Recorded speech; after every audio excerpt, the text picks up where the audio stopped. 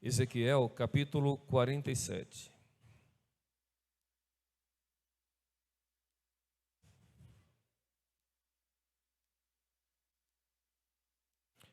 Estou terminando de ler o livro de Ezequiel, e é impressionante como a gente vê um povo rebelde, um povo que cativo, ainda que no cativeiro, ainda assim não se rendia. E a gente vê que isso não é muito diferente dos dias de hoje, né? Um povo que ainda é cativo pelo pecado, o mundo, e não reconhece a soberania de Deus, não se dobra aos pés do Senhor. Mas louvado seja o nome do Deus, porque nós fomos redimidos, nós somos chamados por este nome, e a Ele nós tributamos honra, glória e louvor. Vamos fazer a leitura do versículo 1 até o versículo 12. Depois disto, o homem me fez voltar à entrada do templo, e eis que a água saía debaixo do limiar do templo e corria na direção do leste, porque a fachada do templo dava para o leste. A água vinha de debaixo do lado direito do templo, do lado sul do altar. Ele me fez sair pelo portão do norte para dar uma volta por fora, até o portão exterior, que dá para o leste, e eis que a água borbulhava do lado direito. O homem saiu para o leste, tendo na mão um cordel de medir. Mediu 500 metros e me fez passar pela água que me dava pelos tornozelos. Mediu mais 500 metros e me fez passar pela água que me dava pelos joelhos. Mediu mais 500 metros e me fez passar pela água que agora me dava pela cintura. Mediu ainda outros 500 metros, e eram já um rio que eu não podia atravessar, porque as águas tinham crescido. Eram águas em que se podia nadar, um rio pelo qual não se podia passar andando. Então ele me perguntou: você viu isso, filho do homem? Então o homem me levou de volta à margem do rio.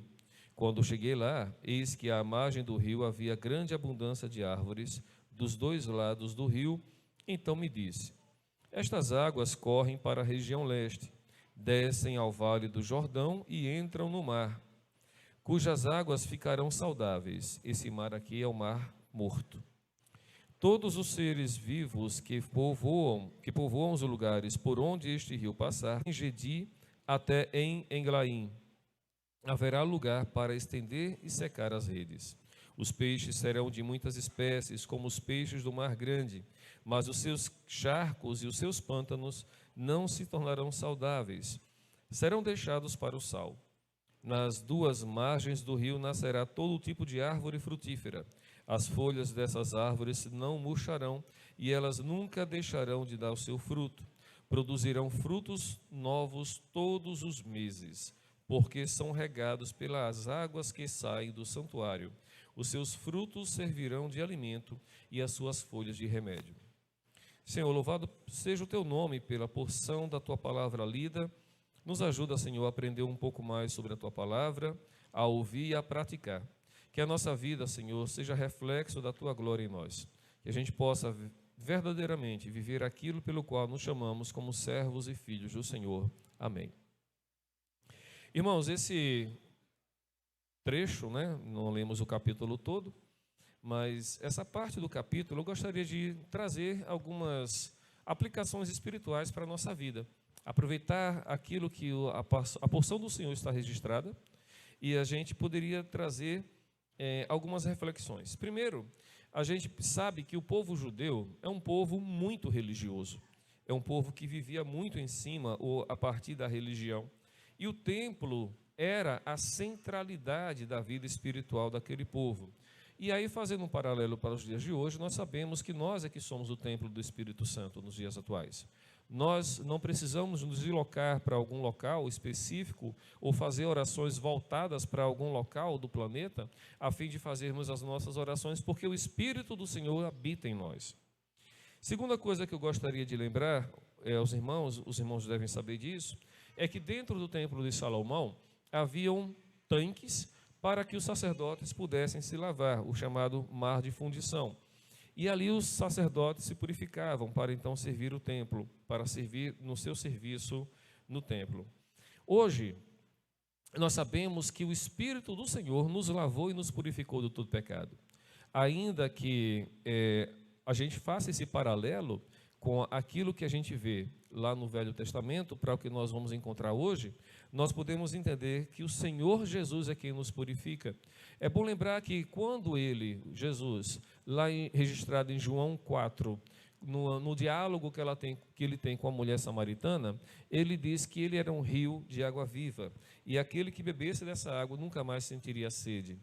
Precisamos crer, meus irmãos, que uma vez lavados, remidos, santificados, salvos pela graça do Senhor, este rio continua a fluir em nós, continua a jorrar, de forma que a gente possa ter uma vida cada vez mais santificada. As águas do Senhor em nossas vidas nos lavam e nos purificam para ter uma vida santa aos pés do Senhor. Aquilo que os judeus faziam, os sacerdotes faziam no templo, lavando-se para então entrar e fazer o seu trabalho religioso, nós podemos entender que nós já estamos continuamente sendo purificados por aquele que nos chamou das trevas para a sua maravilhosa luz. E essa graça que o Senhor nos legou, ela é perene. É um rio de água viva que flui em nós de forma perene, constante, nunca seca. O rio, meus irmãos, que a gente pode observar aqui em Ezequiel, ele produz vida por onde quer que ele passe. E assim também deve ser a nossa vida. A vida do cristão deve ser uma vida frutífera, já que o rio de águas vivas que flui em nós, que é a pessoa do Senhor Jesus, deve produzir em nós uma ação constante, uma ação contínua de produzir frutos. Lá no final dos textos que nós lemos, mais precisamente no verso 12, fala sobre colheita todos os meses. É claro que aqui ele está fazendo uma alusão sobre a fertilidade que a água do Senhor traz sobre as nossas vidas. Mas a gente precisa compreender que, enquanto cristão, nós temos que dar frutos. Isso o Senhor nos traz claramente, né? Pelo fruto sereis conhecidos. Que tipo de fruto nós temos dado? Uma reflexão que a gente precisa trazer nessa manhã de hoje. Um crente fiel deve ser assim, deve estar cheio e transbordante do Espírito Santo de Deus em nossa vida. A gente não pode esquecer que as promessas do Senhor se cumprem. As promessas do Senhor sempre se realizam no tempo dele, do jeito dele. E ele nunca nos prometeu vida mansa, suave nesta terra. Mas ele sempre nos prometeu vitória, porque ele estaria conosco todos os dias até a consumação dos séculos. Nesse mesmo texto que nós lemos, fala sobre o Mar Morto. O Mar Morto fica na divisa atual, né, política de Israel com a Jordânia, e tem este nome, não é à toa, né? A concentração de sal é tão grande que não há vida, não há peixe nesse lago, nesse mar, né? A concentração de sal é tão grande que as pessoas flutuam sobre a água. É difícil alguém morrer afogado nesse local. Então, um local sem vida. Mas o que nós acabamos de ler aqui é que quando esse rio que flui do trono do Senhor chega até mesmo num local árido, produz árvores. Até mesmo chegando num local morto, como é o caso do Mar Morto, produz vida. E se nós nos chamamos como povo do Senhor, se nós nos chamamos enquanto aqueles que receberam a herança do Senhor, habitação do Espírito Santo, não damos fruto, não temos vida no Espírito, tem algo errado. E precisa ser observado, e precisa ser confessado, e precisa ser entregue aos pés do Senhor para que seja mudado. Precisamos compreender quem é o Senhor em nós. É o nosso Senhor, é o nosso Deus. O Senhor nos deu vida, e não deu qualquer tipo de vida não, nos deu vida em abundância. Deus, meus irmãos, sempre completa a sua obra, nunca deixa nada pela metade. Nada é inacabado quando o Senhor começa algo. O rio, uma outra coisa que a gente observa, este rio começa como um filete, a ponto do profeta, né, atravessar o rio naquele primeiro momento com água no seu tornozelo. e assim vai chegando até os seus joelhos, a sua cintura, a ponto até dele não conseguir atravessar o rio a pé. A nossa vida espiritual também. Quando a gente começa a carreira espiritual, nós somos bebês imaturos que ainda precisam do leitinho, precisamos ainda de um beabá espiritual para que a gente possa crescer forte e saudável. Mas não dá para imaginar um crente com 5, 10, 15, 40 anos dentro da igreja ainda precisando de leitinho. Não dá para imaginar isso. O crente precisa crescer, precisa amadurecer, precisa comer uma feijoada. Não pode ficar só no leitinho, não pode ficar só no beabá, na superfície, tem que se aprofundar. E para isso você tem que dedicar tempo para estudar, para aprender, ouvir bons sermões, entender que o Senhor tem muito mais a oferecer e muito mais a ser conhecido. O rio começa pequeno e se alarga e se aprofunda. Assim também deve ser o crente que nasceu de novo na sua carreira cristã. Ele deve se aprofundar nas coisas do alto e não permanecer na vida espiritual, no leite espiritual, perdão, e não permanecer no leite espiritual.